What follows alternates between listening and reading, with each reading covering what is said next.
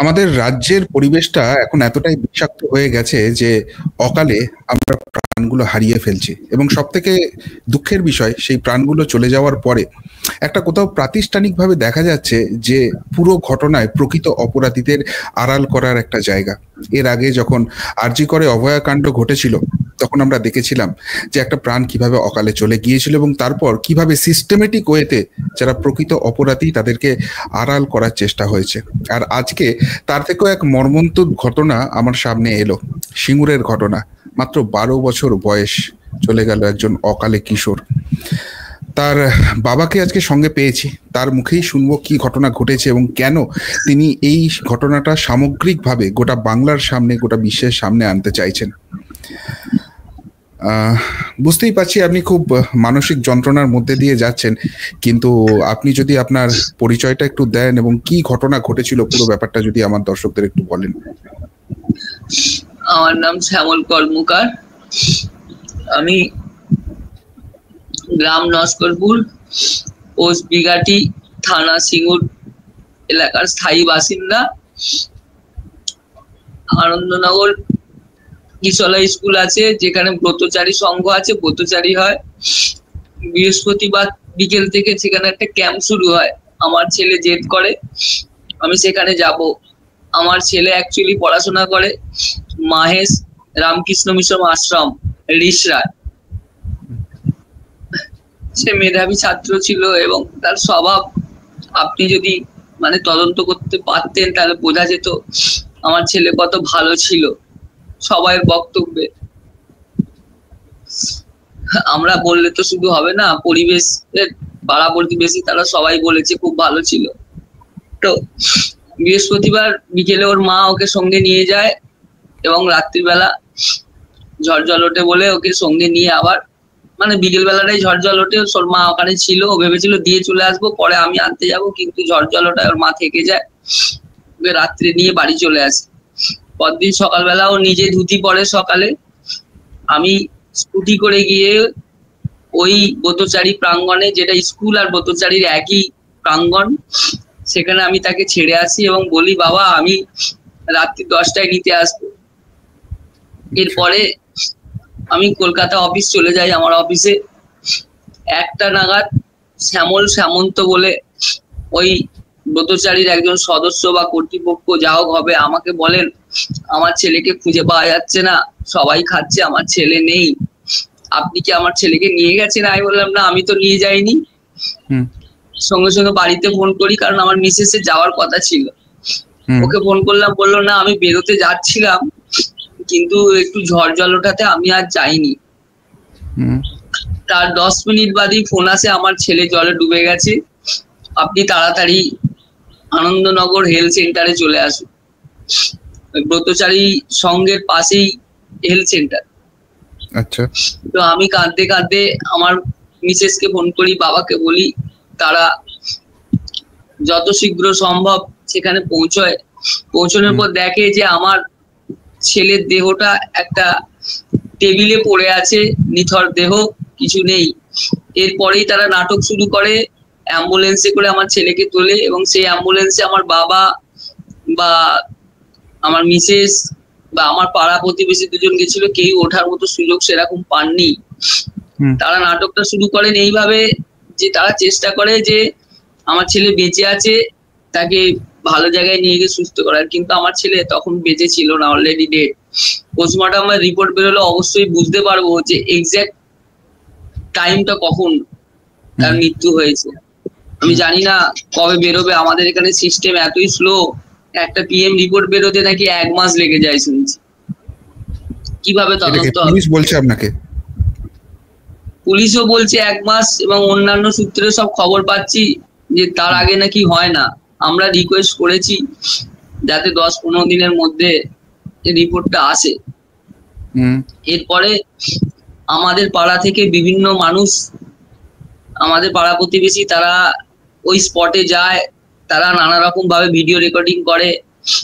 2-1 প্রতিবেশী বলে যে হ্যাঁ ওখানে ওই 4 জন চান করছিল, আমরা দেখেছি, কিন্তু তারা তো চেনে না।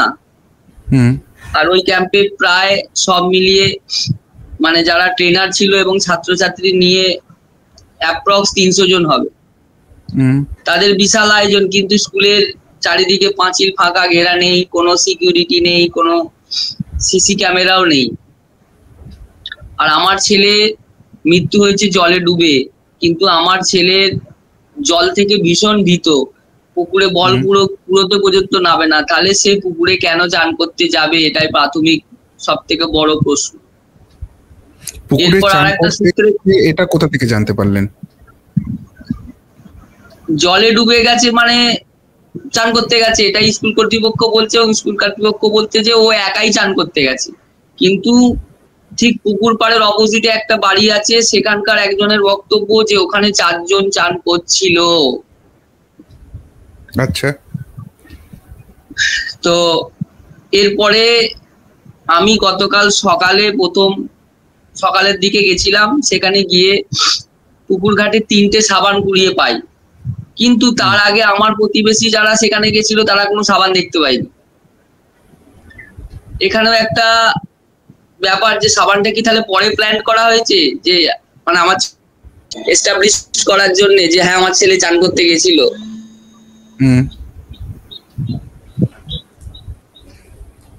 এবং যদি স্কুল কর্তৃপক্ষের কথা ধরেই নেই যে একা চান করতে গিয়েছিল, একটা বাচ্চা চান করতে যাচ্ছে, সেখানে কেউ সেটা নজরদারি করবে না, তার কোনো নজরদারি সিস্টেম থাকবে না। পুকুরটা কতখানি গভীর ছিল?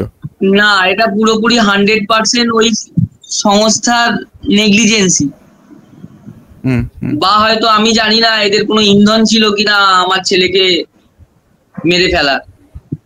এটাও এখন একটা সন্দেহের তালিকা চলে আসছে, কারণ যখন আমি আমার ছেলেকে নিয়ে ওরা অ্যাম্বুলেন্সে করে নিয়ে যায়, আমার বাবা এবং বউ পেছনে 4 চাকা গাড়িতে ছিল, তাদের বক্তব্য, আমার বাবা এবং আমার মিসেসে, যে তারা অ্যাম্বুলেন্সের স্পিড এমন একটা ছিল যেটাতে তাকে একটা সাইকেলওয়ালাও তাকে ওভারটেক করে চলে যাবে। তার মানে তারা অলরেডি জানতো যে আমার ছেলে মৃত, তাকে শুধু একটা মানে নাটক, যে এইখানে নিয়ে যাব ওখানে নিয়ে যাব, এবং তারা বলছে এক জায়গায় নিয়ে যাব, যখন সেখানে যাচ্ছে গিয়ে বলছে আমার যেহেতু আমাদের গাড়িটা একটু পেছনে ছিল, গিয়ে দেখছে যা ওখানে যায়নি। এবং আমার নিজের বোন, কাকার মেয়ে প্রথমে বলেছিল দত্ত ক্লিনিকে নিয়ে যাওয়া হবে, সেখানে যখন গেছে বলছে হ্যাঁ ডাক্তার আছে, এখানে তো কোনো পেশেন্ট আসেনি।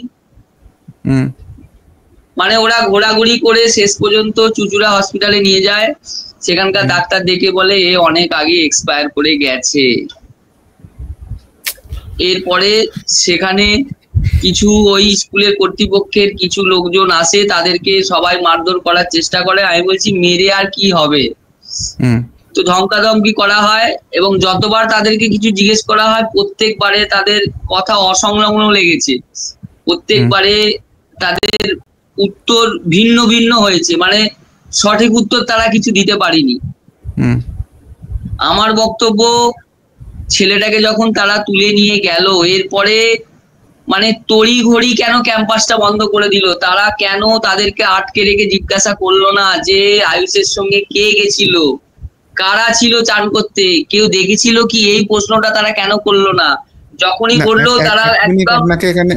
এক মিনিট আপনাকে এখানে আমি আটকাচ্ছি, আমি ব্যাপারটা আরো বোঝার চেষ্টা করছি। সেটা হচ্ছে একটা দুর্ঘটনা ঘটেছে, কর্তৃপক্ষর দাবি হচ্ছে সেটা তখনও মারা যায়নি, তারা চেষ্টা করছে তাকে যদি বাঁচানো যায় বা ডাক্তারের কাছে নিয়ে যাচ্ছে।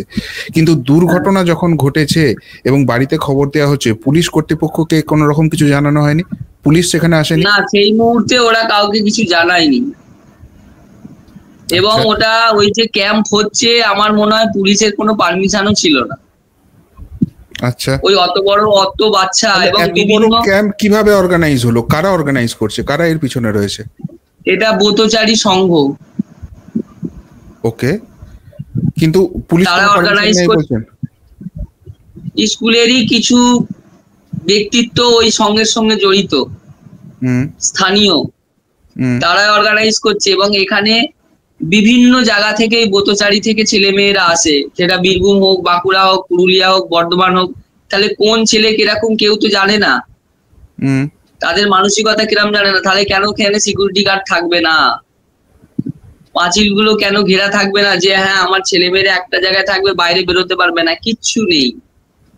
পুলিশ প্রোটেকশনও নেই, এমনি নরমাল সিকিউরিটি গার্ডও নেই। ডাক্তারের কাছে জানলেন যে আপনার ছেলে মৃত এবং সেটা অনেকক্ষণ আগেই হয়ে গেছে, আপনারা কি পুলিশে যোগাযোগ করেছিলেন? পুলিশকে কোনো রকম কিছু জানানো হয়েছিল? না, ওই মুহূর্তে আমাদের যা মানসিক অবস্থা ছিল ঠিক ছিল না। আমার পাড়ারই দুজন পুলিশে চাকরি করেন, মানে একজন সিভিক পুলিশ এবং আর একজন ওর থেকে উঁচু পোস্টে, তারা আমাদের সঙ্গেই ছিলেন। তারা বললো আগে এদিকটা সামলা, তারপরে গিয়ে কেসটা করবি, ডায়েরিটা করবি। তো তার পরের দিন গিয়ে সকালে আমি ডায়েরি করি, এবং আমি তো প্রথমে বুঝতে পারিনি এটা মার্ডার বা অন্য কিছু। আমি ভেবেছি হয়তো শুধু নেগলিজেন্সিতে হয়েছে, সুজনের শুধু নেগলিজেন্সির কেস ডায়েরি করেছিলাম। কিন্তু তারপরে যত যাচ্ছে বিভিন্ন মানুষ যা কথা বললেন, সেখানে আমি যেটা বুঝলাম যে সংস্থা এটা অর্গানাইজ করছিল তাদের গাফিলতি রয়েছে। আপনি মার্ডার শব্দটা ব্যবহার করছেন, মারাত্মক। মানে মার্ডার শব্দটা ব্যবহার করছি এই কারণে, আমি একটা মানে মানুষের ফোন নাম্বার পেয়েছি, যে মানুষটা আমার শ্বশুর বাড়িতে গিয়ে বলেছে আমার শাশুড়িকে যে আপনার নাতি তো মারা গেছে। আমার শাশুড়ি বলেছে হ্যাঁ। তো বলেছে আপনার নাতি সম্পর্কে আমি সব কিছু জানি। উনি তখন জিজ্ঞেস করেছেন যে কি জানেন, তো তখন উনি বলেছেন যে ওকে তো 3টে ছেলে নিয়ে গিয়ে আমার মিসেস এসছে। এই যে আমার মিসেস। নমস্কার দিদি ভাই, মানে আমার সত্যি আপনাদের সমবেদনা জানানোর কোনো ভাষা আমার কাছে নেই। ঈশ্বর আপনাদের শক্তি দিক এই কঠিন পরিস্থিতি পেরিয়ে আসতে। পুরো ঘটনা শুনতে শুনতেই চোখে জল চলে আসছে। সত্যি কিছু বলার নেই, মানে যে কথা দাদা বলছিলেন এতক্ষণ। এরপরে উনি বলেন যে উনি একটা পার্টিকুলার শব্দ ইউজ করেন, ওই 3টে ছেলে খুব ঢ্যামনা ছিল। তাহলে আমি যদি 3টে ছেলেকে না চিনি, তাহলে আমি ঢ্যামনা এই পার্টিকুলার শব্দটা ইউজ করব না। মানে আপনি বলছেন ওই যে 4জন চান করতে গিয়েছিল, যার মধ্যে আপনার ছেলেও ছিল, বাকি 3জন যারা ছিল তাদের সম্বন্ধে এই শব্দ প্রয়োগ করছেন যিনি আপনার শ্বশুর বাড়িতে গিয়ে বলছেন? হ্যাঁ, আচ্ছা। ঢ্যামনা শব্দের অর্থ বুঝতে পারছেন, খুব খারাপ বা বদমাইশি এরকম টাইপের ছেলে। তাহলে সে এই ঢ্যামনা শব্দটা প্রয়োগ করছে, মানে সে কোনো মারফত জানে ওই 3টে ছেলে বদমাইশ। সে ছেলেগুলোকে চেনে। আমি যদি একটা মানুষকে না চিনি, শুধু মুখ চিনি, তাহলে আমি বলবো না তো সে ঢ্যামনা। হ্যাঁ চিনি দাদা, কিন্তু ওই শব্দটা উল্লেখ করব না। ওই শব্দটা বলেছে এবং শেষে আমার শাশুড়িকে বলেছে যে স্কুল কর্তৃপক্ষ সব চেপে যাচ্ছে, আপনারা তাদেরকে বেশি করে চেপে ধরুন, ধরলে সত্যি ঘটনা জানতে পারবেন। আমি এখন মিডিয়ার সামনে ওনার নামটা নিতে চাইছি না, কারণ তদন্তের ব্যাপারে হয়তো ব্যাহত হতে পারে।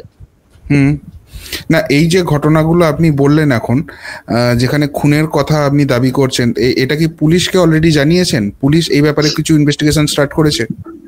পুলিশকে খুনের ব্যাপারে পুরোপুরি জানানো হয়নি। আসলে আমি আজকে বেশিটা জানতে পেরেছি কাল সন্ধ্যে থেকে।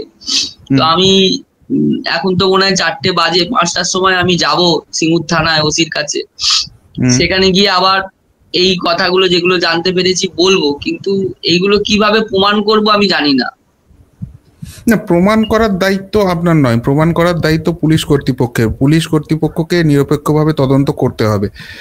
কিন্তু আপনার মনে যে সন্দেহগুলো হচ্ছে, এবং যে পরবর্তীকালে বললেন সাবান পেয়েছেন, অন্য দিকের বাড়ি পেয়েছেন যারা দেখেছে 4জন চান করছিল, এবং কর্তৃপক্ষ কোনো রকম কোনো পারমিশন নেয়নি, এই কথাগুলো আপনাকে পুলিশকে জানাতে হবে। পুলিশই এর তদন্ত করবে এবং এর তথ্য প্রমাণ জোগাড় করবে। পুলিশের তরফ থেকে এখন অবধি কি ধরনের সহযোগিতা পাচ্ছেন? তারা কি বলছেন? প্রাইমারি ইনভেস্টিগেশন কিছু করেছেন পুলিশ? প্রাইমারি ইনভেস্টিগেশন গতকাল সকালে পুলিশ আমাকে নিয়ে গিয়ে on the spot primary investigation করেছেন। উনি বলেছেন দেখছি, আমাকে তাকে বুঝতে দিন, আর পিএম রিপোর্টটা না আসলে তো খুব বেশি এগোনো যাবে না। এখন আমি জানি না পিএম রিপোর্টে কি বেরোবে। না, আমি আরেকটা জায়গায় অবাক হচ্ছি। একটা কোন হসপিটালে বললেন শেষ পর্যন্ত, যেখানে গিয়ে বলা হয়েছে যে আপনার পুত্র মৃত? চুঁচুড়া হসপিটাল। চুঁচুড়া, সেটা কি সরকারি হসপিটাল? তো সরকারি হসপিটাল। তো সেই হসপিটালে যখন একজনকে নিয়ে যাওয়া হলো এবং ডাক্তার দেখে বললেন যে দেখে মনে হচ্ছে অনেকক্ষণ আগে মারা গেছে, অলরেডি মারা গেছে এবং এর পোস্টমর্টেম করতে হবে, তো সেই অবস্থায় পুলিশকে হাসপাতাল কর্তৃপক্ষ কিছু জানায়নি? সেটা হ্যাঁ, ওখানে থানায় হয়তো জানিয়ে দিই, ওরা হয়তো ওদের দিক থেকে জানিয়েছে, সেটা আমরা বুঝতে পারছি, কিন্তু পুলিশকে তো তখনই ইনফর্ম করার কথা, পুলিশ এসে তো সেইখানেই ইনভেস্টিগেশন স্টার্ট করবে। হ্যাঁ, পুলিশের রিপোর্ট না হলে তো পোস্টমর্টেম করতে পারে না। জানি, এবার ব্যাপারটা হচ্ছে আমার এলাকা সিঙ্গুর থানা, আমি যেখানে নিয়ে গেছি ওটা চুচুড়া থানা, ওটা কর্পোরেশনের আন্ডারে, আর আমরা পঞ্চায়েতের আন্ডারে। তো এখান থেকে তড়িঘড়ি সব মেল টেল করা হয়, জানানো হয় পোস্টমর্টম করার জন্য। সেদিনকে অনেক চেষ্টা হয়েছিল, তো শেষ পর্যন্ত হয়ে ওঠেনি, তার পরের দিন আবার পোস্টমর্টম করা হয়। মানে এখন আপনাদের যেটা অভিযোগ হচ্ছে সেটা হচ্ছে যে কর্তৃপক্ষের গাফিলতি তো ছিলই, ব্রতচারী স্কুল যেটার কথা বলছেন তাদের গাফিলতি ছিলই, কিন্তু তার পাশাপাশি 3 জন ছেলে যারা হয়তো আপনার ছেলেরই সহপাঠী বা ওই ক্যাম্পে ছিল, তারাই এই দুর্ঘটনা ঘটিয়েছে বলছেন। হ্যাঁ একদম, আমি চাই ওই 3টে ছেলেকে ধরে শাস্তি দেওয়া হোক এবং আইডেন্টিফাই করার জন্য স্কুল কর্তৃপক্ষ সাহায্য করুক, কিন্তু স্কুল কর্তৃপক্ষ কোনো সাহায্য করছে না। তারা সব সময় বলছে আমরা কিছু জানি না, আমরা দেখিনি, বুঝতে পারছি না কি করে কি হলো, আমরা মনে হয় ওই একাই গেছে। সবসময় এই কথাটা আমার ছেলেকে বলছে যে ও একাই গেছে। যে ছেলেটা পুকুরে বল কুড়োতে নামতে ভয় পেত, সেই ছেলেটা অত গভীর পুকুরে কেন যাবে? তার জলের প্রতি একটা বিশাল আতঙ্ক ছিল। তার বন্ধু বান্ধবদের আমি সব পাড়ায় পরে গেছি, জিজ্ঞেস করেছি, বলেছে না ও কোনো জলে বল পড়লেও আর নাবে না, অন্যরা নামবে কিন্তু ও পুকুরে নাবে না। মানে জল থেকে ওর এতটাই ভীতি ছিল। সেখানে ওই একটা অত্যন্ত গভীর, যেখানে 3-4টে মানুষ একসঙ্গে ডুবে যাবে, এতটাই নিচু গভীরতা, সেখানে আমার ছেলে কেন যাবে? তারপরে স্কুল থেকে পুকুর পর্যন্ত যেতে কোনো কাদা ছিল না, কিন্তু আমার ছেলের জুতোতে কাদায় ভর্তি। আচ্ছা, সেই যে ক্যাম্পটার কথা বলছেন, সেই ক্যাম্পটা কতদিন চলার কথা ছিল? 4 দিন, বৃহস্পতিবার, শুক্রবার, শনিবার, রবিবার। ওকে, আর দুর্ঘটনা কবে ঘটেছে? শুক্রবার বেলা 1টা। শনিবার রবিবার ক্যাম্প চলেছে না? বই তো বলছি, আমার ছেলেকে ওইখান থেকে বাঁশবাগানতে নিয়ে গিয়ে হেলথ সেন্টারে ফেলেছে, তার কিছুক্ষণের মধ্যে সবাইকে বলে দিয়েছে সবাই চলে যা। ওখান থেকে সব সাফ সুতরা করে মানে একদম সবাইকে বাড়ি পাঠিয়ে দিয়েছে। ইভেন তরকারি রান্না হচ্ছিল, যেগুলো কড়ায় তরকারি ওরকমই পড়ে আছে, সবাই চলে গেছে। তাদের তো উচিত ছিল যখন ঘটনা ঘটেছে স্কুলকে লক করে সঙ্গে সঙ্গে জিজ্ঞাসা করা যে আয়ুষ কি করে গেল, কে দেখলি বা কেউ দেখেছিস কিনা, কেউ সঙ্গে গেছিস কিনা, এটা তদন্ত করা।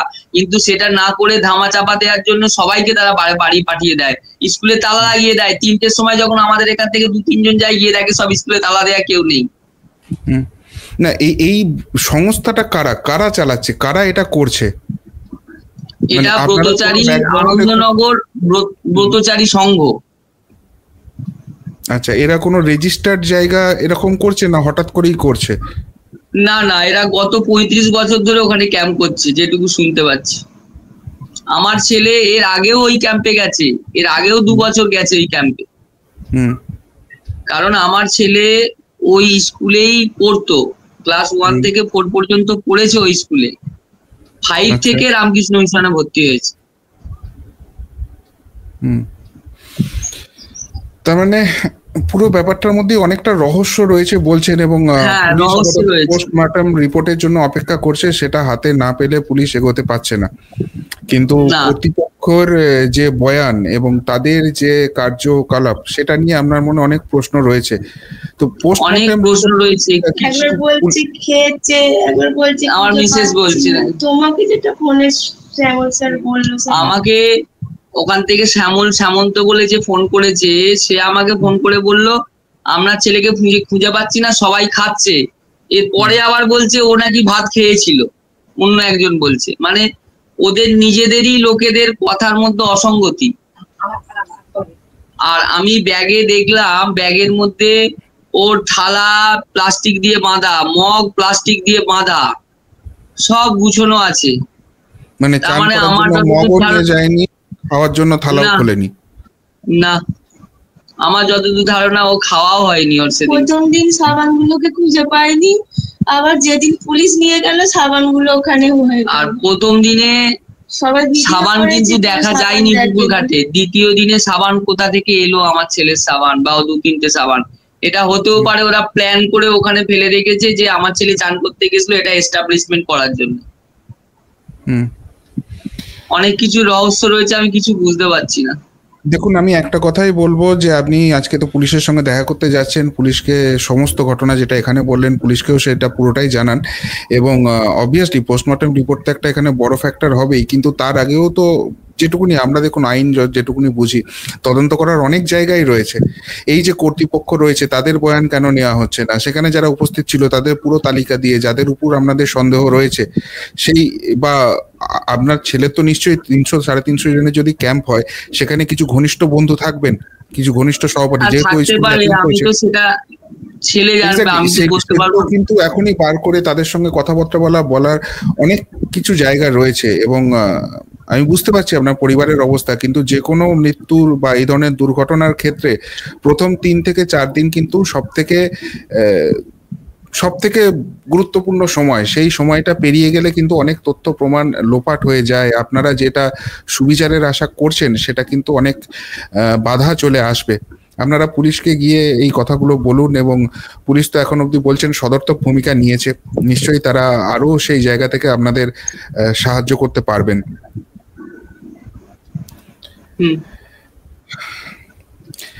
ঠিক আছে শ্যামলবাবু, আমি শুনলাম পুরো ব্যাপারটা।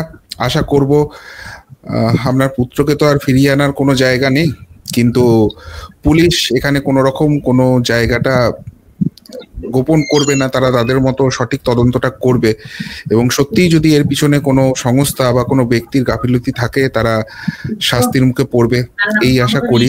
আর ঈশ্বর আপনাদের শক্তি দিন এই মানসিক পরিস্থিতি, কঠিন পরিস্থিতিটা পেরোবার জন্য। এর বেশি বলার ভাষা সত্যি আমি হারিয়ে ফেলছি। খুবই আনফরচুনেট যেটা আপনার পরিবারের সঙ্গে হলো। আপনি কি বিশেষ কিছু প্রশাসনকে বা পুলিশকে বা কোথাও কারোর কাছে কোনো আবেদন রাখতে চাইছেন এই পুরো ঘটনা নিয়ে?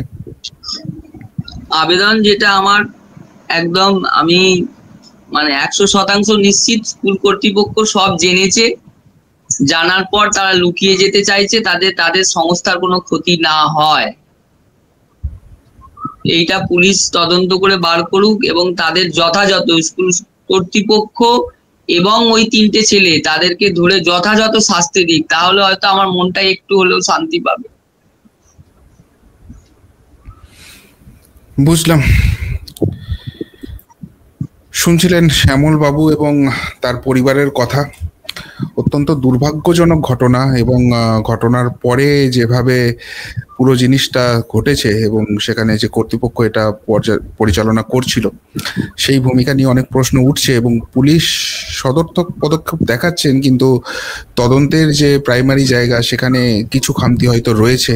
আজকে শ্যামলবাবু যাচ্ছেন পুলিশের সঙ্গে কথা বলতে, কিন্তু একটাই কথা বলার আছে যে পশ্চিমবঙ্গের সার্বিক যে জায়গাটা, সেই জায়গায় এত বড় একটা ক্যাম্প চলছে, তার কোনো সিকিউরিটি নেই, তার কোনো ওয়াল নেই, তার কোনো মনিটরিং সিস্টেম নেই, অথচ সেটা চলছে, এবং যেটা শ্যামলবাবুরা উদ্বেগ প্রকাশ করছেন খুব সম্ভবত পুলিশি পারমিশনও নেই।